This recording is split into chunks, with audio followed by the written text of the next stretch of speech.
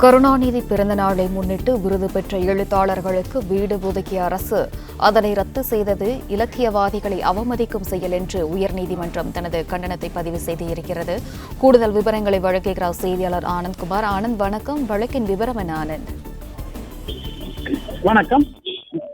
மறைந்த முன்னாள் முதலமைச்சர் கருணாநிதியின் 97வது பிறந்த நாளை முன்னிட்டு ஞானபீடம், சாகித்ய அகாடமி விருதுகள் பெற்று தமிழுக்கு தொண்டாற்றிய எழுத்தாளர்களை கௌரவிக்கும் வகையில் கடந்த 2022ஆம் ஆண்டு கனவு இல்லம் என்னும் திட்டத்தை அறிமுகம் செய்யப்பட்டது. இந்த திட்டத்தின் கீழ் கல்மரம் என்ற நாவலுக்கு சாகித்ய அகாடமி விருது பெற்ற தமிழகத்தின் முதல் பெண் IPS அதிகாரி திலகவதிக்கு சென்னை அண்ணா நகரில் 1409 சதுர அடி வீடு கட்ட கடந்த 2022ஆம் ஆண்டு இடம் ஒதுக்கப்பட்டது. இந்த நிலையில் ஏற்கனவே வீட்டு வசதி வாரியத்தில் வீடு ஒதுக்கீடு பெற்றதாக கூறி கனவு இல்லம் திட்டத்தின் கீழ் திலகவதிக்கு வீடு ஒதுக்கீடு செய்து பிறப்பித்த உத்தரவை ரத்து செய்து 2024ஆம் ஆண்டு தமிழக அரசு உத்தரவிட்டது. இதனை எதிர்த்து திலகவதி சென்னை உயர்நீதிமன்றத்தில் வழக்கு தாக்கல் செய்தார்.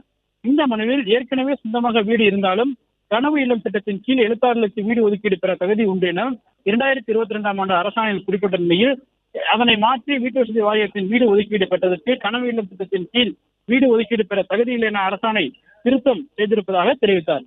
இந்த வழக்கை நீதிபதி ஆனந்த் வெங்கடேஷ் முன்பாக விசாரணை கொண்ட பொழுது கவிஞர் மு. மேத்தா உள்ளிட்டோருக்கு கனவு இல்லம் திட்டத்தின் கீழ் வீடு ஒதுக்கீடு செய்து ரத்து செய்யப்பட்டுள்ளது என திலகவதி தரப்பில் ஆஜரான மூத்த வழக்கறிஞர் தெரிவித்தார். இதனை அடுத்து வீடு ஒதுக்கீடு செய்யும்படி யார் கேட்டது எனவும் அரசே வீடு ஒதுக்கீடு செய்துவிட்டு அதனை ரத்து செய்வது சாகித்ய அகாடமி விருது பெற்ற உயரிய விருதுகளை பெற்ற இலக்கியவாதிகளை அவமதிக்கும் செயல் என அவர் தனது கருத்தை தெரிவித்தார்.